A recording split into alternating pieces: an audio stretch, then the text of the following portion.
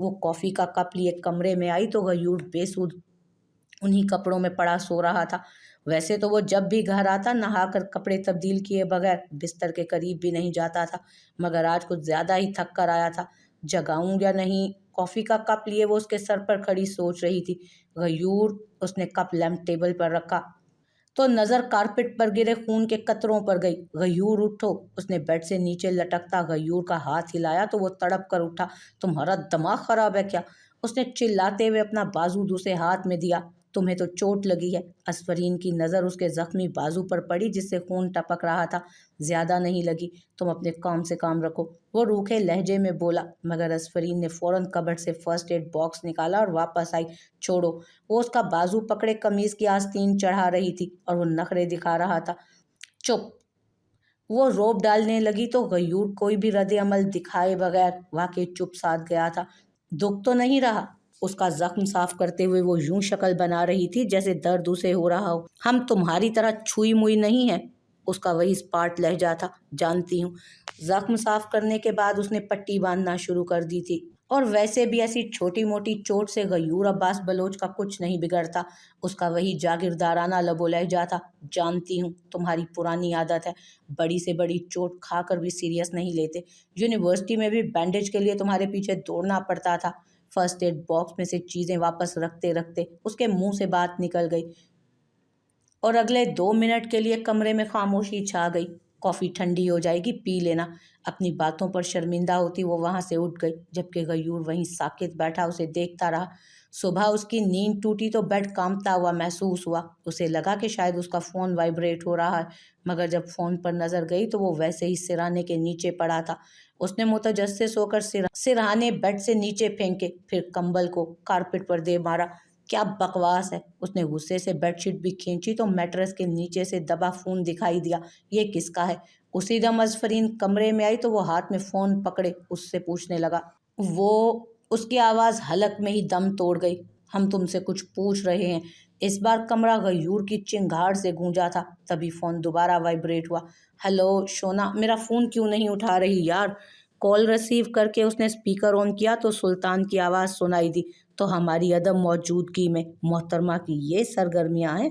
کال کاٹ کر اس نے اسفرین پر غسیلی نگاہ ڈالی۔ غیور! اس کا لہجہ کپ کپ آیا۔ مر گیا غیور! اس نے پوری قوت سے موبائل زمین پر دے پھینکا۔ آج تمہارا یہ عاشق ہمارے ہاتھوں سے بچے گا نہیں۔ پہلے اس کو موت کے گھاٹ اتاروں گا اور پھر آ کر تمہارا انتظام کروں گا۔ اتنا کہہ کر وہ ڈریسنگ روم میں گھس گیا۔ غیور میری بات سنو پلیز۔ تیار ہو کر اس نے لیمپ ٹیبل کے دراز سے اپنی ریوالور نکالی اور کمرے سے نکلنے لگا تو اسفرین نے اسے روکنے کی کوشش کی۔ ہٹو آگے سے! اس بازو سے اسے پیچھے دھکیلتا وہ کمرے سے نکل گیا۔ سلطان بشیر اپنے کیبن میں بیٹھا دوبارہ اسفرین کا نمبر ملا رہا تھا جو کہ بند مل رہا تھا۔ اس کی بے چینی اب فکر میں تبدیل ہو رہی تھی، کہیں اس کی کال غیور نے نہ اٹھائی ہو، یا پھر کچھ اس کا نمبر یا پھر کچھ اور مسئلہ نہ ہو گیا ہو۔ یہ سوال اسے چین سے بیٹھنے نہیں دے رہا تھا۔ اس کا نمبر نہ ملاؤ، فون توڑ دیا ہے ہم نے۔ کمرے میں داخل ہوتے غیور نے اس کے ہاتھ روک دیے۔ کیا مطلب؟ وہ انجان بنا۔ نہ تم بچے ہو اور نہ وہ اتنی پارسا۔ کرسی پر بیٹھتے اس نے ٹوک لگائی۔ کیا بکواس کر رہے ہو؟ اسفرین کے بارے میں بات سنبھال کر کرو، ورنہ… اس نے دانت پیستے ہوئے جواب دیا۔ ورنہ کیا؟ غصے سے دونوں ہاتھوں سے میز بجاتا وہ کھڑا ہوا۔ کیا ہم اندھے ہیں؟ ہمیں تم دونوں کا معاشقہ دکھائی نہیں دیتا؟ اس کی آواز کیبن سے باہر جا رہی تھی۔ زبان کو لگام دو غیور، تم جانتے بھی ہو کہ کس سے کیا کہہ رہے ہو؟ سلطان کا جواب اس سے بھی بلند آواز میں تھا۔ ہم ایک بے غیرت عاشق سے اس کی شادی شدہ محبوبہ کے کارناموں کا تذکرہ کر رہے ہیں۔ بکواس بند کرو، جانتے بھی ہو وہ میری کیا لگتی ہے؟ سلطان نے آگے بڑھ کر اس کا گریبان پکڑ لیا۔ بیوی تو وہ ہماری ہے، پر محبوبہ تمہاری ہے۔ غیور نے بھی اس کا گریبان دبوچ لیا۔ وہ میری بھتیجی ہے، گھٹیا انسان، میری بیٹیوں جیسی ہے، جسے گود میں کھلایا ہے میں نے۔ سلطان کے لگائے گئے تماچے سے زیادہ اس کے کہے جملوں نے غیور کو دن میں تارے دکھا دیے تھے۔ میں نے اگر زندگی میں کسی سے ٹوٹ کر سچی محبت کی ہے نا، وہ تمہاری پھوپھی شاہدہ سے، پر تمہارے خاندان کی اس غلیظ سوچ نے ہمیں ایک نہیں ہونے دیا۔ تم بھی اپنے خاندان کے باقی مردوں کی طرح چھوٹی سوچ کے مالک ہو غیور۔ مجھے افسوس ہوتا ہے کہ میں کبھی تمہارا استاد رہا ہوں۔ ایک ہی سانس میں وہ کئی باتیں کہہ گیا تھا۔ تم کہنا کیا چاہتے ہو؟ शाहिदा फूफो से क्या ताल्लुक था तुम्हारा? क्या ताल्लुक था तुम्हारा शाहिदा फूफो से? गयूर भी अपनी फूफी का जिक्र आते सीधा हुआ था। गयूर के सवाल ने सुल्तान बशीर के पुराने जख्म हरे कर दिए थे। वो शहर में अपने वालिदैन के साथ रहता था। बड़े भाई की शादी हो गई थी और वो बेगम के हमरा लंदन में मसरूफ जिंदगी गुजार रहा था। उन दिनों वो इंटरमीडिएट करके अपने गांव चचाजाद भाई आलम आफरीदी से मिलने आया था। आलम आफरीदी से ज़्यादा 6 साल की भतीजी असफरीन, जिसे सब प्यार से शोना कहकर बुलाते थे, अपने चचा जान की आमद को लेकर बहुत पुरजोश थी। आलम आफरीदी के 2 भाई इलियास आफरीदी और अहमद आफरीदी भी गांव में आफरीदी हवेली में अपने ख़ानदान के साथ हंसी खुशी ज़िंदगी बसर कर रहे थे। इलियास आफरीदी की बेगम के इंतकाल को 2 माह गुजरे थे और उनके 2 बेटे असद और अशर अभी 5 और 3 साल के थे, जबकि अहमद आफरीदी का बड़ा बेटा सलमान खान आफरीदी 15 साल का और छोटा बेटा शहीर खान आफरीदी 10 साल के थे। असफरीन के अलावा उनका एक बेटा मुआज भी था, मगर घर की इकलौती बेटी होने के बाइस असफरीन पूरे ख़ानदान की आंख का तारा थी। शोना बच्चा लग जाएगी ना। सुल्तान बच्चों को लेकर झील किनारे आया था और उस लम्हे सब बच्चे खेल कूद में मसरूफ थे। चाचू मुझे वो वाला फूल ला दें। असफरीन ने दूर एक पौधे की तरफ इशारा किया जिस पर एक खूबसूरत फूल खिला हुआ था। ओके चाचू की जान। वो फूल लेने आगे बढ़ा तो किसी के खिलखिलाकर हंसने की आवाज़ उसे बहुत करीब से सुनाई दी। रहने दे शाहिदा, नहीं मिलेगा, ज़रूर मिलेगा। हम भी वो फूल लिए बगैर यहाँ से नहीं हिलेंगे। वो बज़िद थी। ये कौन है? सुल्तान ने मुतजस्सिस होकर झुककर आगे देखा तो उसे रेशमी और सुनहरी दराज जुल्फ़ें दिखाई दी जो किसी हसीन आवाज़ वाली लड़की की पुष्प पर फैली थी। जिसकी आवाज़ इतनी मीठी है वो खुद कितनी हसीन होगी, उसने सोचा और फिर टहनियों को अबूर करता अंदर की जानिब भी चला गया, जहाँ खूबसूरत फूलों का पूरा गुलशन सजा हुआ था। यहाँ वो आज से पहले कभी नहीं आया था। अपने अब्बास और कैसर भैया को जानती हो ना? सहेली ने उसे डराना चाहा। उन्हें हमसे बेहतर कौन जानता है? बलोच खानदान के 2 खूनख्वार जल्लाद।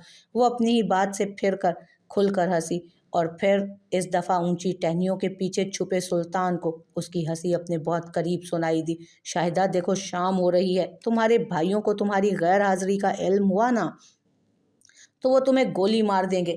मौत से कौन डरता है? वो मनमोजी अंदाज में बोली। या अल्लाह, ये लड़की। सहेली ने तंग आकर अपना सर पकड़ लिया। वो रहा फूल। शाहिदा की नज़र टहनी से निकले फूल पर गई तो उसकी तलाश मुकम्मल हुई। ये टूट क्यों नहीं रहा? टहनी के दूसरी तरफ मौजूद सुल्तान ने फूल मजबूती से थामा हुआ था।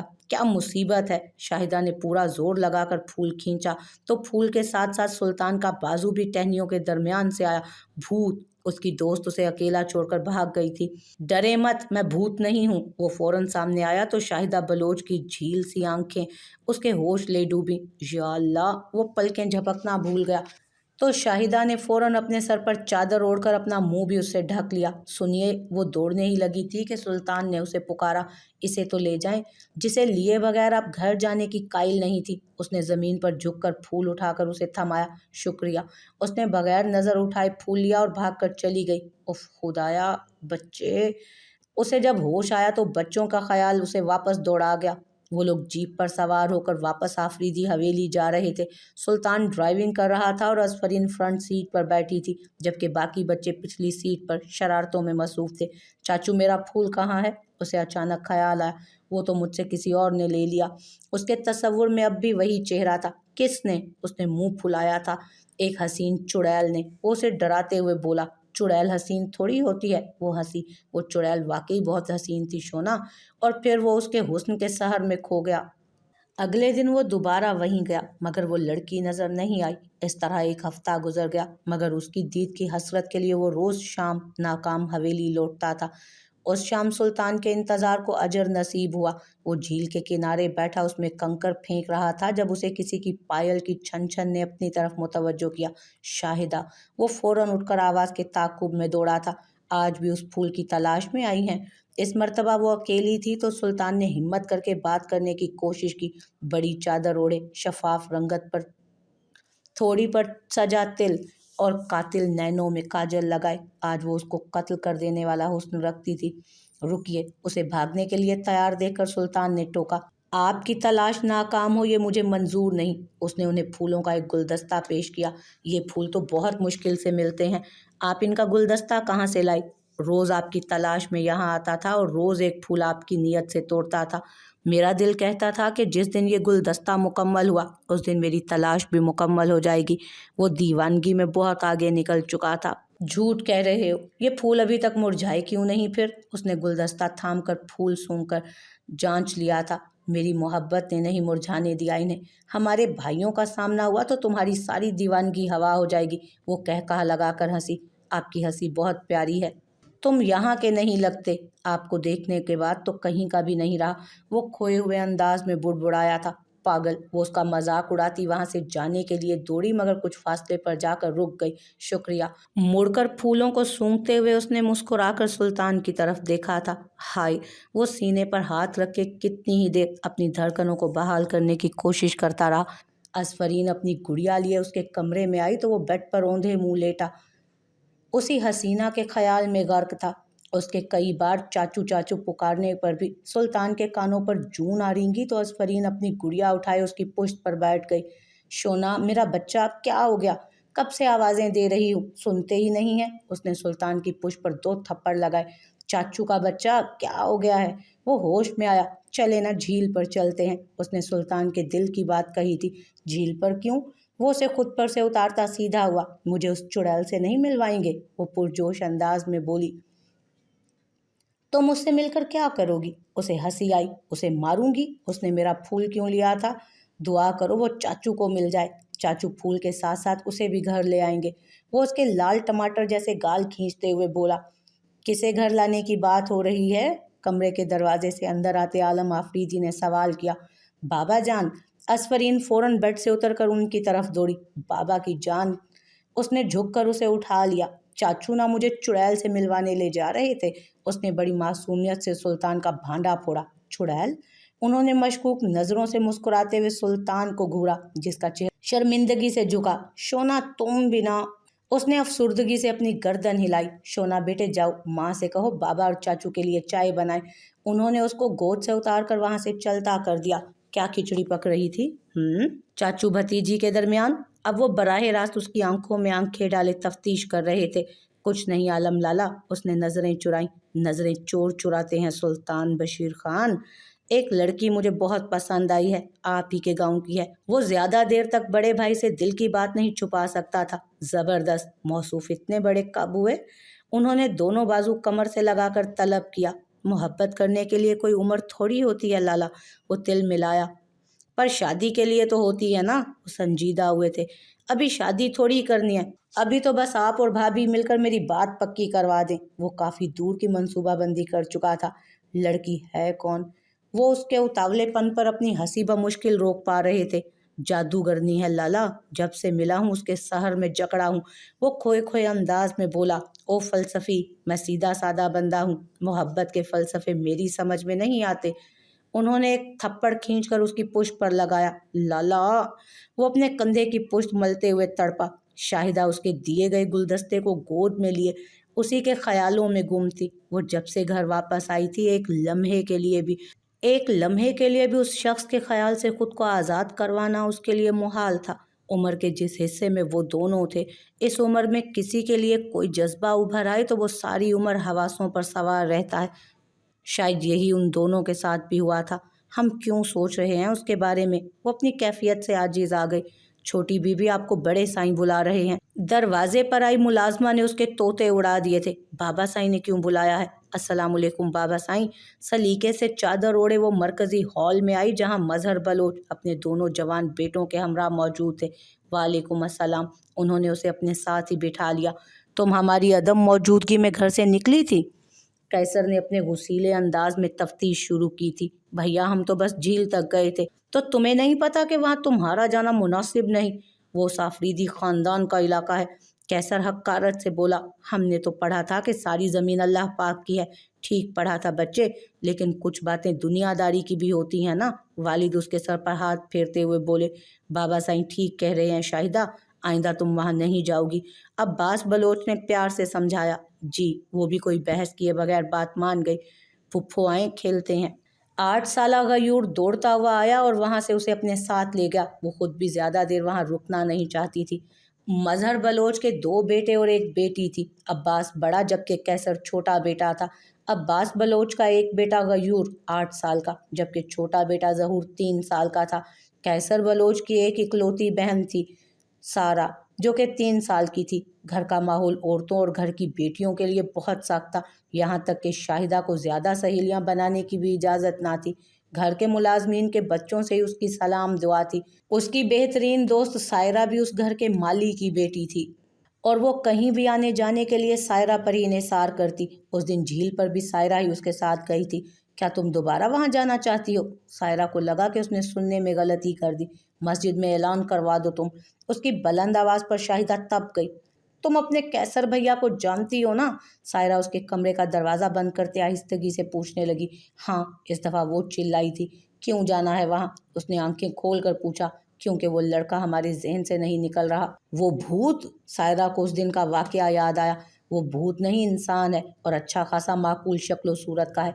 उसे सायरा की बात खटकी। तुम तो ऐसे कह रही हो जैसे उससे बहुत बार मिल चुकी हो। वो तंज करने लगी। बहुत बार का तो पता नहीं, मगर एक बार मिलना चाहते हैं उससे। वो पुरजोश हुई। क्यों? सायरा की सुई क्यों पर ही अटकी थी। इसी क्यों का जवाब लेने के लिए। इतना कहकर वो अलमारी की तरफ चल दी। ये लड़की अपने साथ साथ मुझे भी मरवाएगी, वो बुड़बुड़ाई। आज तीनों बाप बेटे ने ज़रूरी काम से शहर जाना था और शाहिदा के लिए यही सुनहरी मौका था। उसने अहद कर लिया था कि आज वो झील पर आखिरी बार जा रही है। आज वो अपना हर ख्याल, हर बेचैनी उसी झील के पानी में बहा आएगी। आइंदा के बाद वो उस दुबले पतले लड़के का तस्वुर भी अपने दिमाग में नहीं आने देगी। मेरा दिल कहता था कि आप आएंगे। वो सायरा के साथ झील पर पहुंची तो सुल्तान आज भी उसका मुंतज़िर था। पिछले 10 रोज़ से यहाँ आता हूँ और मगरिब तक यहीं आपका इंतज़ार करता हूँ। क्यों? आपसे एक बात पूछनी थी। वो झिझका। क्या? अगर मैं अपने भाई भाभी को आपके घर भेजूं तो क्या वो हमारे रिश्ते के लिए मान जाएंगे? मेरा मतलब आपके घर वाले। उसने सीधा सीधा सवाल किया तो सायरा ने शर्म के मारे मुंह पर हाथ रख लिया। उसने भी नजरें चुराई। मेरा दिल कहता है कि मान जाएंगे। मैं कल आपका फिर यहीं इंतजार करूंगा। आप कहेंगी तो मैं अपने बड़े लाला और भाभी को आपकी तरफ भेज दूंगा। वो वादा करता खामोशी से चला गया। ये लड़का तो सच में तुम्हारी मोहब्बत में दीवाना हो गया है शाहिदा। शाहिदा उसे जाता देखती रही। जब सायरा ने उसके कंधे से कंधा टकरा कर अपनी बात कही, शाहिदा। उसका साकित वजूद देखकर सायरा ने दोनों कंधों से उसे झिंझोड़ा था। वो चला गया। वो अचानक होश में आई। हाँ, और अब हमें भी चलना चाहिए। सायरा अपने सर की चादर दुरुस्त करते बोली। हाँ चलो। ढलती शाम के एहसास पर वो भी घबराई। अगले दिन वो मिलने तो ना आ सकी, मगर सायरा के हाथ उसने सुल्तान के लिए खत भिजवाया था। उसे खामोशी से खत देती सायरा ने वहां से भागने की। अस्सलामुअलैकुम, हम आपका नाम नहीं जानते और ना ही ये जानते हैं कि क्यों आपका ख्याल एक लम्हे के लिए भी हमें तन्हा नहीं छोड़ता। हम एक इज्जतदार घराने की लड़की हैं। हमारे बाबा साईं और मेरे भाइयों को हम पर बहुत मान है, जिसे हम तोड़ना नहीं चाहते। आप अपने भाई भाभी को भेज दीजिए। अगर हमारे बाबा साईं मान गए तो हम उसे अपनी खुश नसीबी समझेंगे, लेकिन अगर वो ना माने तो आप हमसे वादा करें कि अगर ज़िंदगी के किसी भी मोड़ पर दोबारा मिले तो अजनबी बनकर मिलेंगे। हम अपने बाबा साईं की मुखालफत नहीं कर सकते। आपके घर वाले बाबा साईं को ज़रूर जानते होंगे हमारे। वो इस गांव के बहुत बड़े ज़िम्मेदार हैं। उनका नाम मजहर बलोच है। शाहिदा के ख़त ने उसके दिल पर से बोझ को उतार दिया। उसने वो ख़त यूं सूंघा जैसे शाहिदा के वजूद की महक से महका हो।